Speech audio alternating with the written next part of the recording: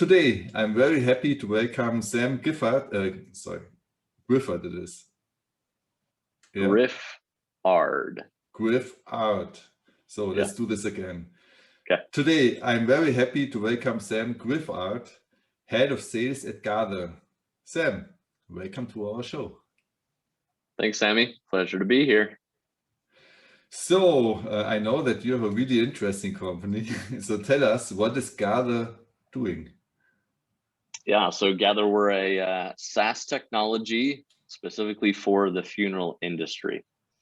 So we work directly with funeral homes, and we're aiming to be a one-stop shop, end-to-end funeral home software solution, which means anything from them using us in their day-to-day processes, working with the families that they're serving, helping them with their website, their marketing, helping them with additional products and services that they can offer to families to help them in their time of need, through to insurance and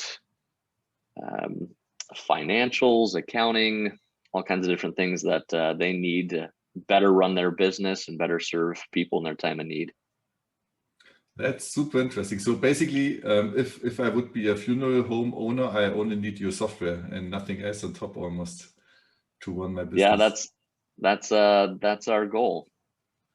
That's very cool. I like it a lot, and it's super interesting to talk to you because it's an uncommon target group. Yeah. And let's see how you the seemingly uncommon target group is tackled by you and your team. That's going to be super interesting. So what is your job at Gather?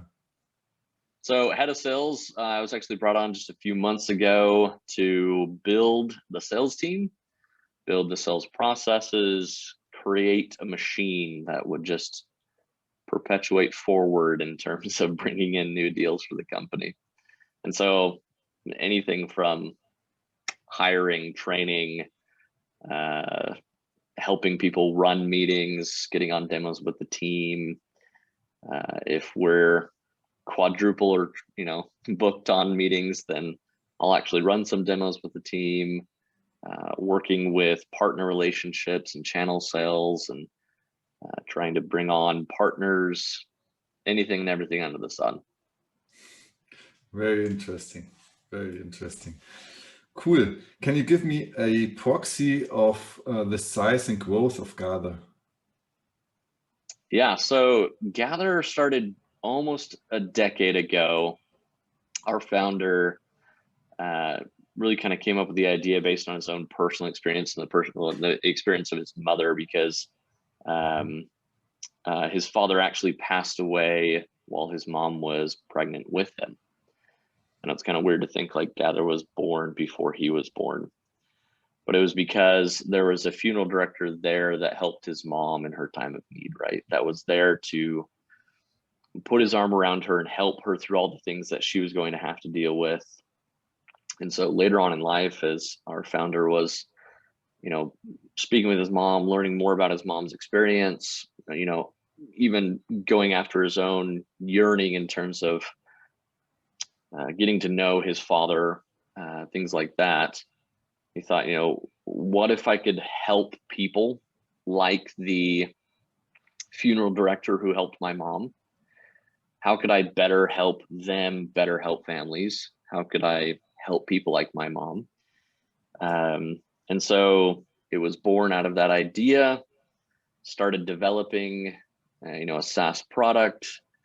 He spent time going to conferences where funeral directors and funeral homeowners were mingling, asking them questions. He started shadowing funeral directors, asking them, okay, what do you need? What does the process look like day to day? How can you, save some time? How can you better serve people? And so over, let's say, the next 5 or so years, it was just iterations of shadowing and questions and listening to the market tell him what would be the perfect solution, both from their point of view, but also from the point of view of a family in their time of need. And so I'd say about 4 years ago is when we went to market, started to actually get it into funeral homes. people were just in awe how different and how new and how easy to use and how helpful it was in comparison to what was already out there in the market. And then about 2 years ago, it kind of hit that next phase of growth, some funding. The name starts to, kind of perpetuate in the market. And then last year hit Series A funding. And that's when the founder reached out to me at the beginning of this year and asked if I would come and join the team and really build the sales machine. So we are still in, startup mode, but not startup mode, if that makes sense. We're certainly in a growth period right now. And we are just barely scratching the surface in terms of where we'll go and what we'll do. We're constantly developing new products. I mean, we are a technology company, and that's something that's very unique for us in this market, is that we didn't just build something and say, okay, here you go, good luck. We were building the next thing and the next thing and the next thing. And then the market is saying, hey, it'd be helpful if it did this, or it could help us with this. And so there is an entire ecosystem that surrounds kind of the end of life process that most of us don't think about. I certainly never thought about it before I came to work here. And there are so many things that people need help with that would just make it so much easier and smoother for them, so that they're not worrying about these kind of menial tasks when they just lost someone they love. We want to be able to help them focus on their loved one, as opposed to all the other things that they have to do for finances or legal or insurance or whatever it is. So yeah, I really like it, because it's you might think it's a super niche market, but if you hit that niche with a really tailored product, you can dominate it basically, and it can be the market leader. So I really like how it started, like that they received funding now. So there must have been some traction before you came, and now you can basically build on that. And that is a super interesting job, to take that maybe not super structured sales process and build this machine that you talked about. Right. Can you tell us something about the maybe size of your marketing and sales team? Yeah, so we've got 5 people on the team right now. I have a mandate to try to get to 10 as quickly as possible, and then to get to 20 hopefully before the end of the year. So yeah, we need to grow fast. We've got a wide open market in front of us, and we're really only going after funeral homes in the US right now. Naturally, it would make sense to then move on to Canada, UK, and then we start getting into different legal ramifications of different countries or language translation, things like that. But we're certainly looking at it, not shying away from it. So who knows what the team will look like someday. Very cool. So the ideal customer you serve is basically, I assume, the owner of the funeral home. So, or is it like, are there also funeral homes that are run by CEOs and someone else is owning it? Yeah, so anything from an owner operator, someone who is the owner of the funeral home, as well as a funeral director, a licensed funeral director or mortician, all the way through to, as you kind of move up market, you look at these organizations that are looking more and more corporate. Where they exist. Interesting. Yeah, where there's a CEO who is 100% business minded, a COO, operations. And so we start talking to the executive team at these organizations, their operations managers, their funeral home office managers. So yeah, as we move up market, we get a little bit further away in terms of working directly with the users. But obviously, in any good sales process, you're going to be selling to the users as well as, you know, the business decision makers in terms of, okay, how do we use Gather to differentiate our business? How do we showcase to families what we can now do for them because we have Gather as a partner? And so there's the aspect of growing the business, differentiating your business, increasing margins using Gather, and then there's the users that are going to be using it in their day-to-day to help their process be easier, smoother, more organized, as well as better, you know, organized with the families that they're working with. Very interesting. Yeah. We're going to deep dive a little bit later into that, these different buyer groups. So can you give us a proxy of like the annual recurring revenue or customer lifetime value, or what your software costs for a funeral home? Yeah, so our pricing is based on like the number of locations that they have. Within the funeral industry, there's something called a GPL, or a general price list. They have to publish that to anybody who walks in or comes to their website or anything like that. They can't hold it secret because of things that happened in the past in terms of people who were taking advantage of people in their time of need, right? Where they would raise prices. So now it's legally, they have to be able to showcase that. So each funeral home who has a general price list is its own entity. And so you might come to an organization and they have 17 locations, but of these locations, they're all in, you know, similar geographical areas, and they share a GPL. Others will have their own GPL. So we look at it from the perspective of a unique GPL. We have onboarding costs in terms of bringing on a new funeral home, really as low as like $1,000 to bring on a single location. And then we have the monthly fee, and that's based on how many cases they do per year. And so that's how many people are they working with, how many families are they working with each year. And so you can look at a funeral home and go, okay, most basic funeral home is going to be $1,000. Onboarding is going to be $330 a month. And then it goes up from there in terms of size, number of locations, things like that. And so when we're looking at an organization, you know, we've spent a great deal of time kind of in the early years working with the owner operated group, helping them. And so $330 a month times 12, then we start getting into more of these corporates, and, you know, you're upwards north of 50K a year, and up from there. So yeah, it's interesting because you have really big fish you can go after, and then you have all the smaller owner-operated probably funeral homes. So two different type of customers with probably two different kind of approaches you need for sales, I would assume.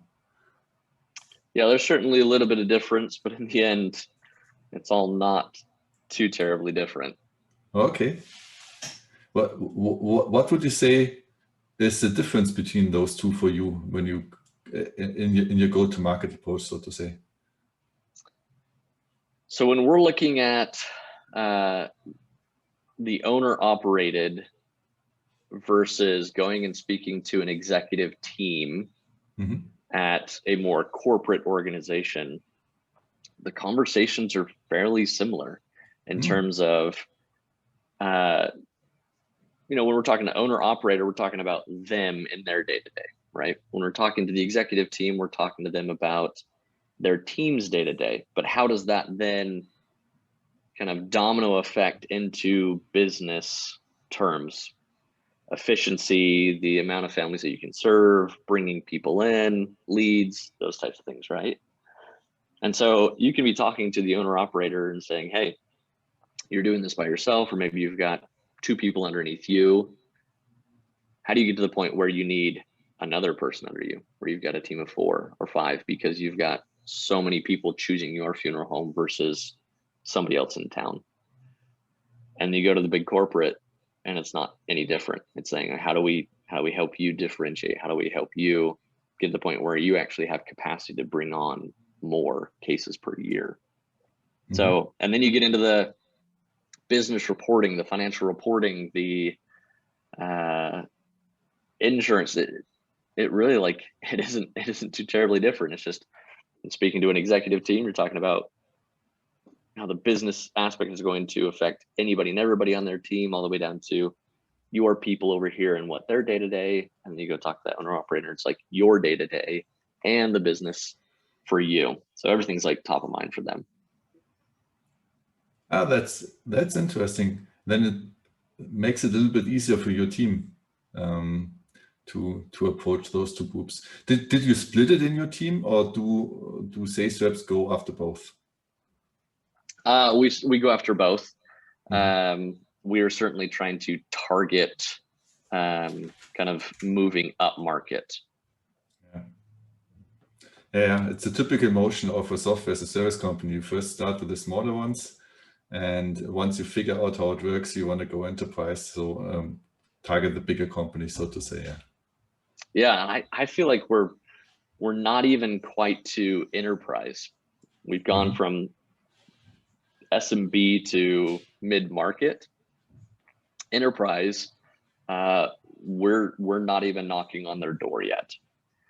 Mm-hmm. We are specifically making sure that our name is just naturally coming up in the market to where they'll reach out to us. In fact, it's already happened. We've had a couple of the large organizations in the US reach out to us saying, hey, we've heard about you guys. Mm-hmm. And so we're sitting there just waiting. just building our reputation, our name, and they come and they knock on our door and they go, here you guys are making pretty drastic moves and your name just keeps on coming up everywhere we go. Why? Show us, please show us a demo, right? Yeah, that's a perfect situation. But I mean, I like what you do, that you basically start from the smaller customers, learn, adapt your product, then you go mid-market, and at some point you will go also enterprise, like focus on them. Right. Especially later on when you have bigger rounds of funding and you expect higher growth at some point. But that's really interesting. I like it a lot. So what marketing or sales KPIs do you regularly look at with your CEO? So regularly meaning at least weekly. Yeah, naturally we're talking about the number of inbound leads that are coming in from the various channels through marketing. Then we're talking about the next tier in the funnel in terms of, okay, the BDRs, how many, net new meetings are they setting up? How many are, actually completed versus, rescheduled or no show or whatever. And then it's, okay, how many demos are completed? How many kind of second demos in terms of, okay, we'll have a first demo with, 1 or 2 or 3 people on the team. Then our aim is to have a second demo where they bring in more of their organization so we can multi-thread and get more of the buying party, more of the users and, the business operations folks. And then it moves on to the natural, okay, how many are in verbal commit? And then how many are actually signing on? Mm-hmm. And then we track implementation, onboarding, steady state, so on and so on. Yeah, that's important. You don't stop when the contract is signed. You want to make them successful. That's good. Absolutely. Yeah. No, that's really good. You basically described your funnel from where you want to get a meeting up to you want a client and what comes afterwards. Do you use some logic behind that or besides this funnel to forecast your number of bookings or amount of bookings? We're using the funnel. Mm-hmm. How do you do that? Do you like assign a probability? If you are at stage X, you have, I don't know, 5% and the amount you could invoice is $10,000, and then you say, okay, the estimation is like 5% times 10,000. Yep, precisely. Okay, very cool. How did you come up with this percentages? Well, in using the CRM, they have recommendations certainly, and then we look at it and go, okay, what are our actual kind of conversion rates? How many of these actually move on to a next step? So if they hit this stage, is it really a 5% probability, or is it more like a 40% probability? Because once we kind of get to that point, we're almost to the point where it's a 50-50, where they're like, yes, we're going to do it right now, or we're going to wait because we're in contract with one of your competitors and we'll reconvene. And so we did tweak the percentages a bit. Very good. I mean, that gives you a good visibility, and at some point your data will get better and better. Right. That's also good for getting new funding at some point, because then you can say, I forecast this amount of revenue, and if you hit it month after month, that's gonna get like your credibility up. Yep. That's cool. Which channels do you use? Because this is a super unique target group, so I'm curious on what you have to say there. Yeah. So top of the funnel marketing and the BDR team, typical, email campaigns, social media. Which social media channels? Yeah, pretty heavy on Facebook. A lot of these folks are parts of groups on Facebook. In fact, there's one group in particular where licensed funeral directors will go and kind of just openly talk about the market and vendors and things like that. And it's not rare to have one of them say, hey, I'm currently using so-and-so and I'm sick and tired of it. What is the better option in the market? And one of our customers or one of our future customers, those are the best, when they're not even current customers, will say, you need to look at Gather. So, I mean, even the people who want to become customers, but they're just waiting because they're stuck in a contract or, whatever scenario, right? They're still bringing up our name. So then there's the social media, there's email campaigns, SEO, naturally, anything that any business would need to do. The one thing that's probably unique for our marketing is we do a lot of print and mailers. And so we are printing ads in newspapers and magazines that are specific for the funeral industry. And so these physical publications are being sent to every funeral home, and the owner or the operations manager or even the funeral directors are getting these magazines or monthly newspapers, and they're seeing our physical ads. And then the next thing that we're doing is we're sending out mailers, postcards. What kind of postcards? Literally a front and back postcard that has a quote from a current customer about something they've said about how easy Gather was, or how it helped their business, or how it helped them, their families. I mean, the quotes are endless.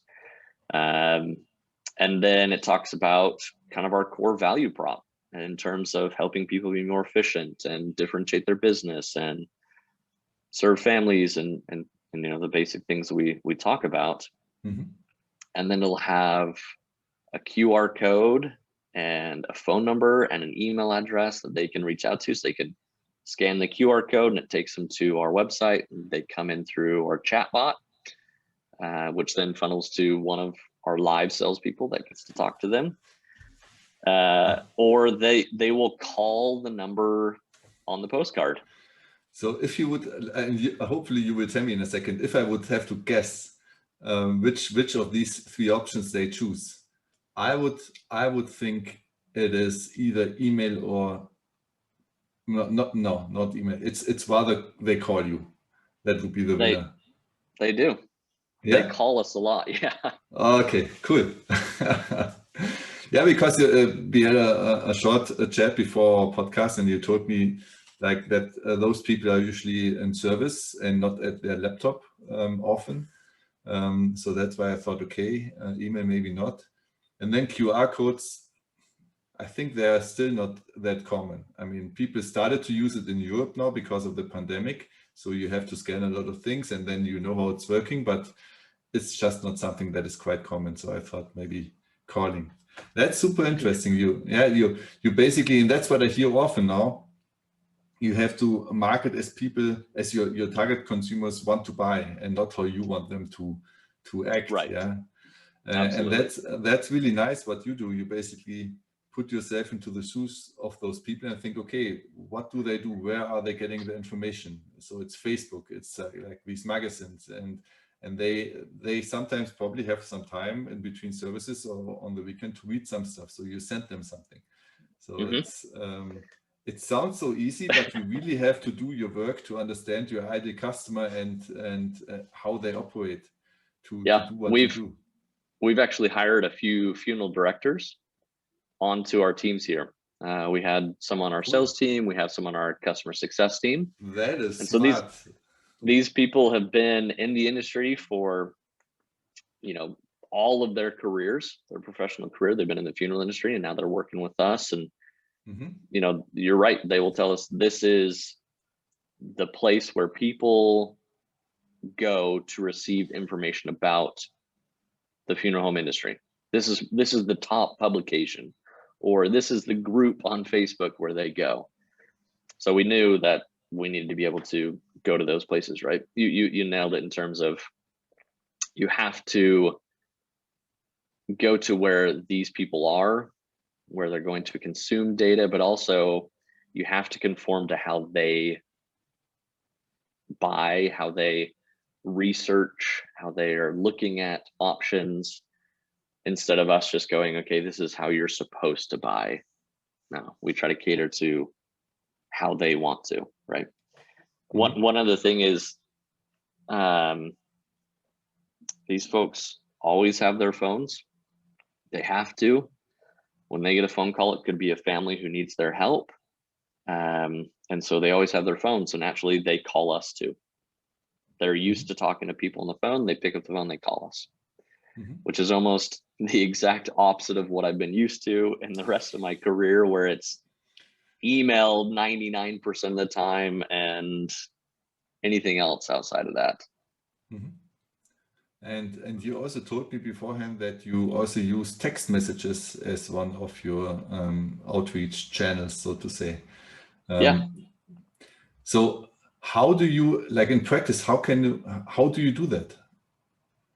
Like really specific, if I were a funeral home owner, what would be an exemplary like reach out cadence, and what channels would you use to get to me? Because I'm really curious on what do you send someone?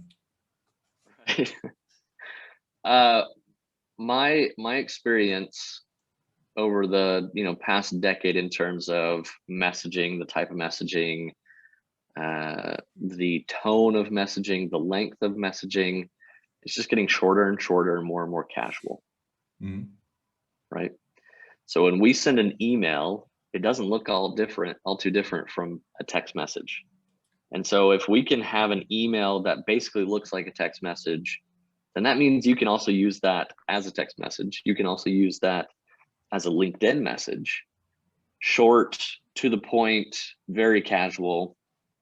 Hey, Sammy, Sam Griffard over at Gather, came across you or came across your organization.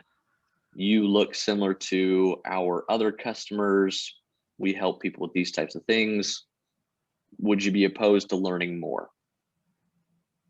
Something as simple as that, in various forms and variations, but really pretty much just like that. And then people will go, actually, I've heard about you guys, or they'll be like, what do you mean by something you mentioned, right? Or they'll just be like, yeah, no, I wouldn't be opposed to learning more. Okay, great. When would be a good time for us to show you what we're doing for other funeral homes in the nation? But what I like a lot here with what you're saying is you work with like referrals, so to say, or similarities between people you already help and them. And that's something I see more and more being used by the interview partners that I have. So when I ask for specific examples, it came up more often than once now. in totally different industries. So, Yeah. and that gets me to the point where, like, you would assume that selling to funeral homeowners or operators is different, but in the end, it's not. It's not. It's not. It really isn't. And that's something that I will die on the hill to the very last day of my sales career that we're selling to humans, regardless of industry, market, tool, product, whatever. We're selling to humans. And so there's the concept we've already talked about, like, how do humans want to buy? How do they want to be approached? How do they want to consume information about your product or information about their industry, where your product then resides? How do they want to be reached out to? They don't want you to waste their time or send them some giant long email that's going to take too long to read, or some giant case study that's 11 pages long. They just don't. And so you have to conform to that.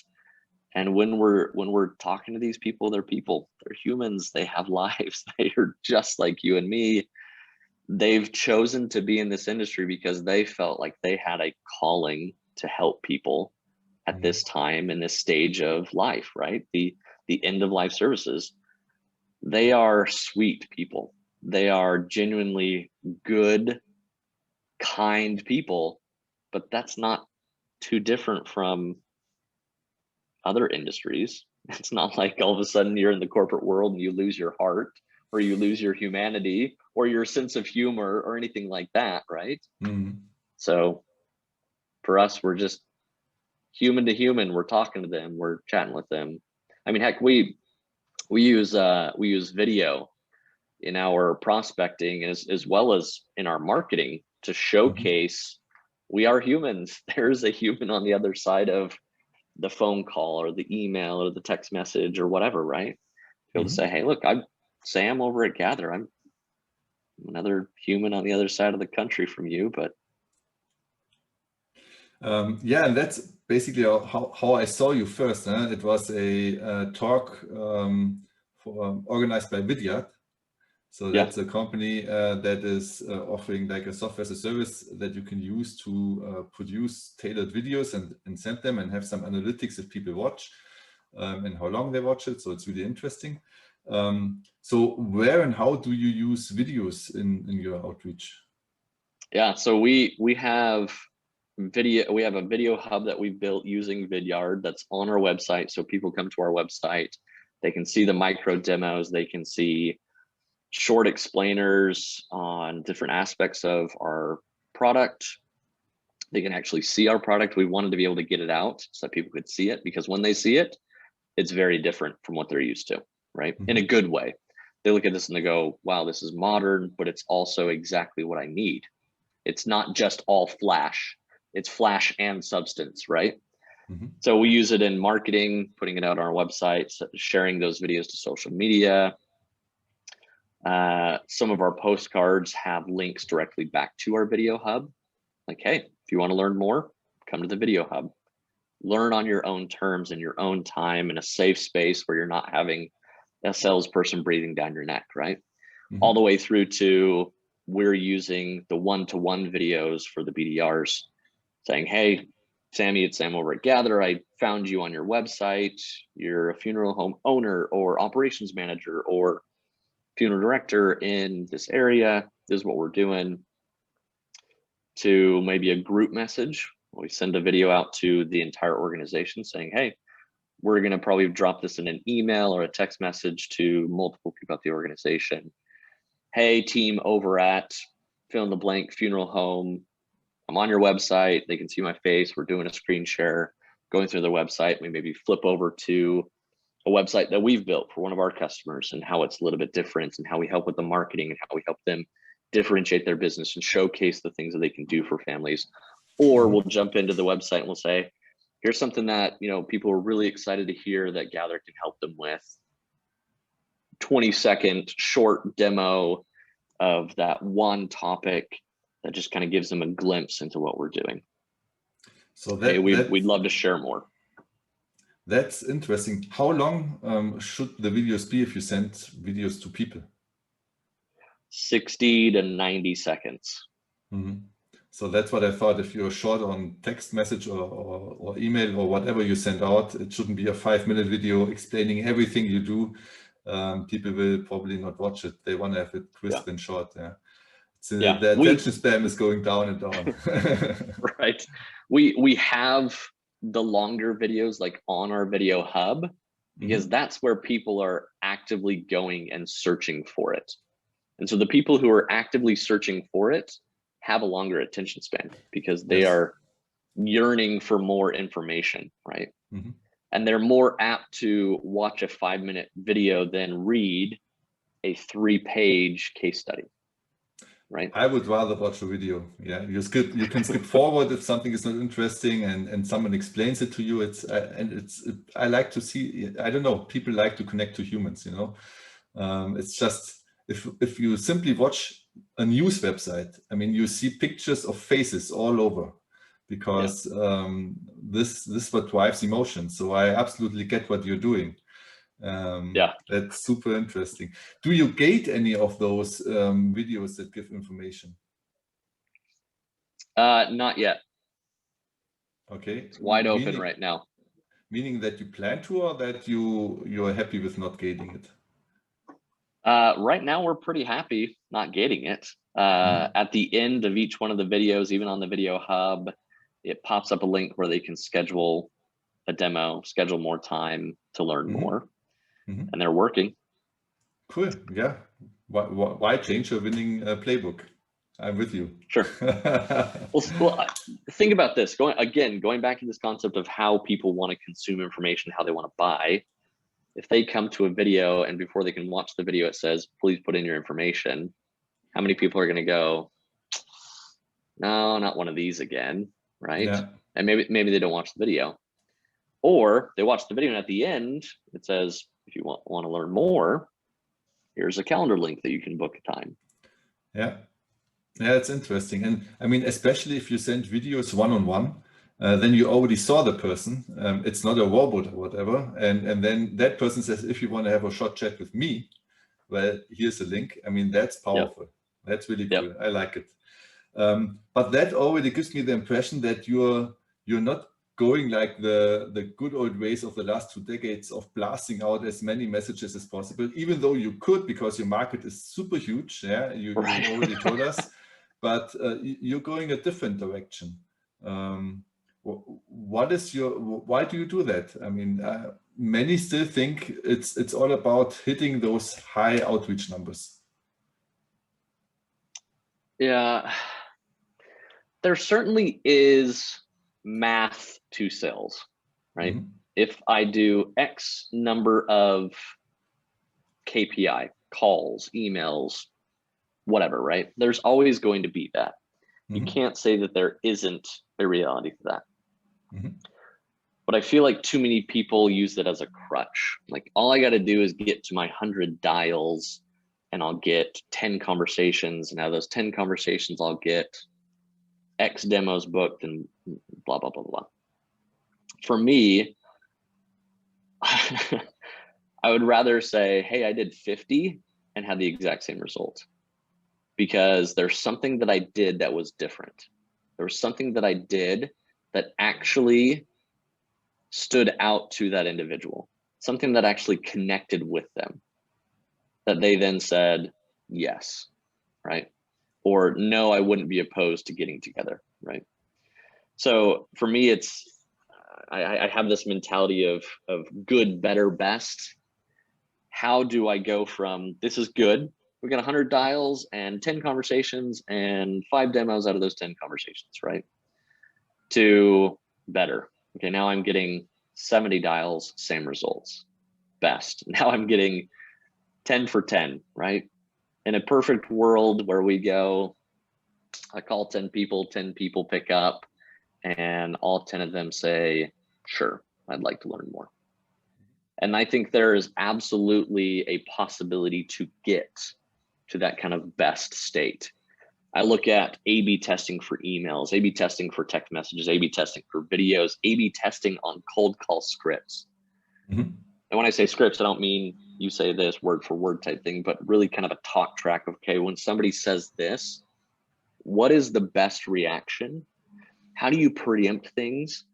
How do you kind of navigate that conversation with a random human at a random time of the day to where they feel comfortable, they feel respected, and they feel like there's something that you said that is intriguing enough or interesting enough or scares them enough to say, I need to hear more, I need to learn more. Mm-hmm. I feel like I need to explain that last thing I just said though. Scares them, like if my competition is doing this and I'm not, then oh no, right? So I absolutely believe that there are little tiny places where you can do different things, say different things, ask different questions, have different responses, preempt different things to the point where you actually get a more natural human conversation where people feel comfortable and they go, you know what? I got nothing to lose. Yeah, absolutely. I'd love to learn more. Or I do have something to lose. I better learn more. Very powerful. So what I like about it, it's of course, it's a very mathematical approach. In fact, if you do so much A/B testing, I mean, you have to track it in some ways, and you have to see, okay, is there a pattern, and then is there a winner, and then maybe keep on testing if you don't hit some benchmarks. So it is mathematical, but in a different way. It's not like, well, I have to reach thousands of people. No, I don't want to pour in more into the funnel. I want to have increase the numbers along the funnel. So I get better and better and better. And at some point, once you are really good, then you can scale up. Maybe not by one person having to do more, because it's very personalized, what I learned from you, but maybe scaling your organization. And then you just know, I have the perfect, I know how to do it now. And then it's fun. It's just getting in more people, training them well, and they have the playbook to win. So that I like it. Yeah, it's math, it's science, because it's the science of human psychology. Mm-hmm. And then there's the art, right? Then there's the actual art of sales and being able to say something in the moment based on what we know. Okay, if we say these things or we ask these specific questions, we know that it will lead to this type of result. Can you give us a hands-on example of how you start, or what kind of starters for cold calls are working for you? How we start our cold calls? Yeah, so I'm someone like you're just calling me and say, okay, interesting. Yeah, here I'm Sammy. We didn't talk about this in our prep meeting, did we? No. So we can also skip it, but I'm just curious. No, this is something that I'm actually very passionate about, and that's why I wanted to make sure that everybody knows this was not scripted, that we did not plan this. No. It's the cold call talk track is something I'm very passionate about, because in my experience, the way that I was trained, it was typical. It was the same openers, the same start to every cold call. I'd go from one sales organization to the next, and they would train me on the exact same script, just fill in the blank with different company name and different value prop. And it was something like, hey, did I catch you at a bad time? Or the reason for my call is, or do you have 30 seconds to hear why I called? Or did I catch you at a good time, or whatever, right? For me, I learned very quickly that every single one of those openings led to the exact same result. And it was the person on the other end going, oh crap, this is a sales call. Mm-hmm. And them thinking, how do I get off this phone as quickly as possible, right? So I thought, okay, if I say these things, it immediately puts me into a bucket. That immediately puts me into a position where they're trying to get off as quickly as possible. And I'm trying to quickly get something into them so that they go, well, maybe I don't need to get off the phone so fast. And I said, well, there's got to be a better way, right? Again, good, better, best, right? How do I do it different? Just 1 second. I just received like 15 minutes before we had our conversation or started our conversation, I received a cold call and it was horrible. It was like the typical, yeah, are you, fill in the name, and then title of company name. And then of course they want to have a first yes. And so, and then he started to talk for like 2 minutes. And I had to stop it. Somebody said, sorry, I'm A, the wrong person, and B, I don't think we're interested. And then he kept on going and going and going. And I said, I'm sorry, I have to stop this. So this is why I get that people don't like, because you get so many of those bad ones, that you don't want to have these calls. Yeah. Yes, exactly. You nailed it. So for me, here's what I do different. The talk track that I came up with at my last company when I was running an SDR team globally, we were at 32 BDRs globally and expanding. And I tested it and had other people test it, and we tweaked some more things. And this is kind of what we came up with. And maybe it's not, maybe I've built it up too much. It's not revolutionary, but it is certainly something that I wanted to do to try to be different, right? I didn't want to be the typical sales person in terms of what everybody was expecting. And so for me, I call and I say, okay, hey, Sam, hey, it's Sam Griffard over at Gather. How are you doing? How have you been? And naturally, you're going to say, good. And maybe you ask, how are you doing? Good. Hey, Sammy, I didn't want to take any of your time today. And I actually slow down. I emphasize the word any time today. I was actually calling because, and there's psychology around the word because. We don't have time to get into it, but there's actual psychology about using the word because.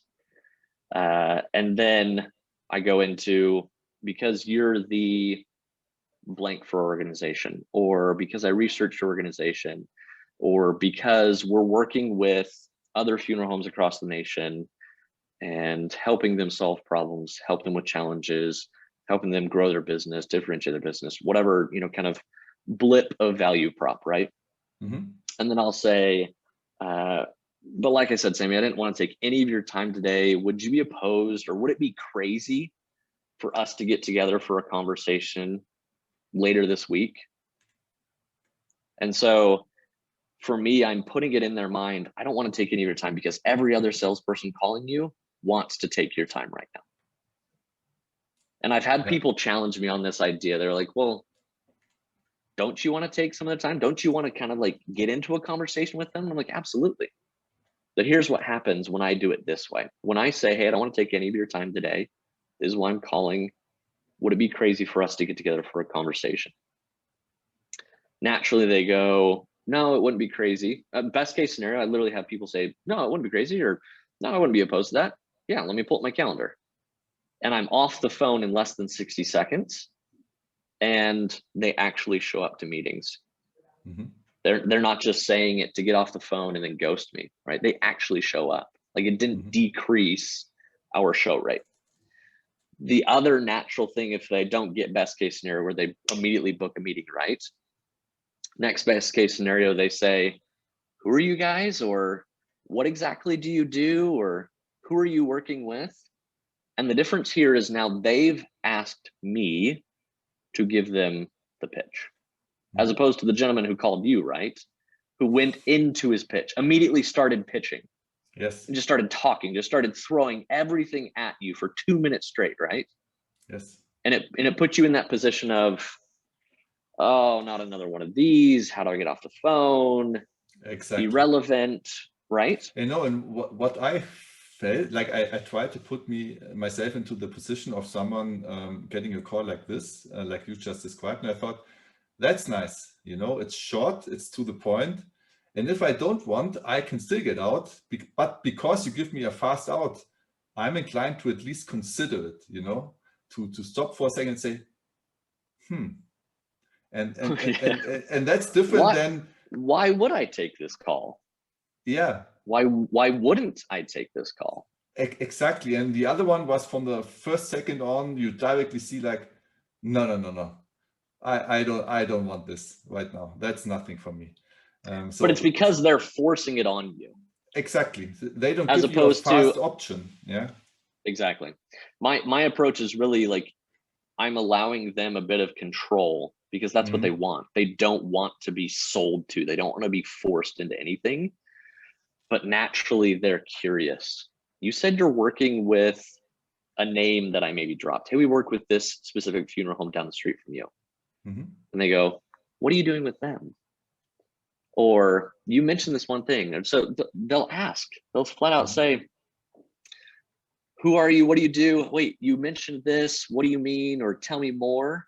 And then you get into a conversation. Next thing you know, you've had a 3 or 5 minute conversation because they asked for it, as opposed to me forcing it on them. That's powerful. Anyway.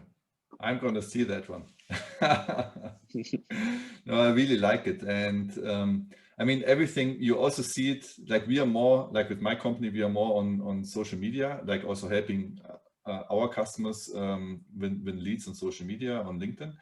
But what we see there is everything is getting shorter. You have to get to the point and you have to provide value faster. Yeah. So, and it's all in line with also what you say in terms of how you do a cold call, and it resonates with me. I think it was, and I mean, you say it's successful. So it's just, you have to get to the point, respect the time of the people you approach, but try to get the most important thing in front of their eyes. And they are smart people. I mean, they decide if they want it or not. And there are sometimes reasons why they don't. And then they maybe say it even. But I like it a lot. More people should sell like you sell. Yeah, it's good. Thanks for the endorsement, Sammy. Really nice. So we are already approaching the end of our conversation. Let me have a look. So I had so many other questions I wanted to ask you. But let's wrap it up now, if that's fine with you, with our 5 rapid fire questions. Oh, okay, let's go. Yeah. So what do you do to keep body and mind fit and sharp? So I'm a very spiritual person. So there is a whole different side of my life in terms of the spiritual aspect of, staying in line with a moral compass. And that comes in different forms. Anything from meditation to climbing up a mountain and speaking with deity. I spend a lot of time with my wife and kids, just snuggling, reading books, getting out in nature, walking, physically exercising with them. And so that keeps me on a focus of, a lot of my life is not about me. It's about my wife. It's about my children. It's about other people that I come in contact with. How do I give and not just take my entire life? I try to focus everything on being selfless as opposed to selfish. That's really healthy what you're doing. I read a study a couple of months ago about a small village in the United States where people just get much older than anywhere else. And they try to find out why. Is it the food? Is it like, do they have better water? What's the difference? And in the end, it was like people who immigrated from Italy and who just have really close social connections. They help each other. Nobody's alone. It's like you always have, like you just said, you have those social connections that you think you're giving all the time, but in the end, that gives you so much back. So I absolutely get what you're saying. Is there a favorite business book that you would recommend? Absolutely. Never Split the Difference by Chris Voss. I read it too. I love it. Really I love good. It too. Yeah. It's the basis for most of what I've done in my sales career in terms of human communication. Yeah, and also whenever I have like a hard negotiation coming up, I just look at it again, and you get those cues, and you have a strategy, and it works. Yeah. Is there a favorite business leader that you follow? Well, if it's not Chris Voss, then it's Josh Braun, which Josh uses a lot of what Chris does. I think he just kind of takes it one step further in terms of salespeople in their day-to-day, in terms of, you know, how do you use what Josh is talking about in his book, or sorry, what Chris is talking about in his book, where Josh says this is how you'd use it in an email, or here's how you'd use it in a conversation. What's his last name? Braun. Josh Braun. Braun. Okay, very good. Who should be our next podcast guest and why? One of those gentlemen. Those guys are awesome. Seriously, they've certainly helped my career. They've helped my team. Anybody who's ever been on a team with me has read that book, and if they haven't read it, I basically have read it to them in various meetings and trainings, and we'll pull out, you know, posts that Josh puts on LinkedIn, and we'll use those as the basic for our huddle, for our trainings, for our monthly trainings, for our sales enablement, continued education. So yeah, one of those gentlemen for sure. I give it my best. I try to get them, and I let you know if I get them. Good. You can directly address our audience. Anything that we can help you with? Man, just be good people. Go out there and help others. Like I don't need a whole lot of help. I'm absolutely open to any help that you can give me, but be willing to help other people. I like that mantra. Why? Because in the end, what I always tell my team too is, we are not here to sell something. We are here to help other people. 100%. And I'm like pretty new to sales, so I started this company 2 years ago. Before that, I was not a sales, like someone who's helping other people sell more. And then it was hard for me in the beginning, where I thought, oh, selling, it's like these typical car sales dealers. They want to give you something you don't need, and in the end you buy and then you regret it. And it's absolutely not like this. So I really like what you say here. Where can people get in touch with you best? LinkedIn. And here's a little secret that really isn't a secret. Every bit of my contact information is on my LinkedIn profile. I've got my various emails on there. I've got my personal cell phone number on there, and yet I don't get text messages. I don't get videos. I don't get phone calls. I rarely get emails. So if someone wants to say something to you now, you know how to do it, huh? Absolutely, and I welcome it. Yeah, yes, yeah, I like it too if it's done well. I like it too. We put the link to the LinkedIn page in the show notes, but if anyone just listens to it, it's like Sam, S-A-M, and then Griffard, G-R-I-F-F-A-R-D. Yep. Perfect. It was a pleasure to have you on our show. Thanks so much, Sam. Thank you for having me, Sammy. It was a pleasure.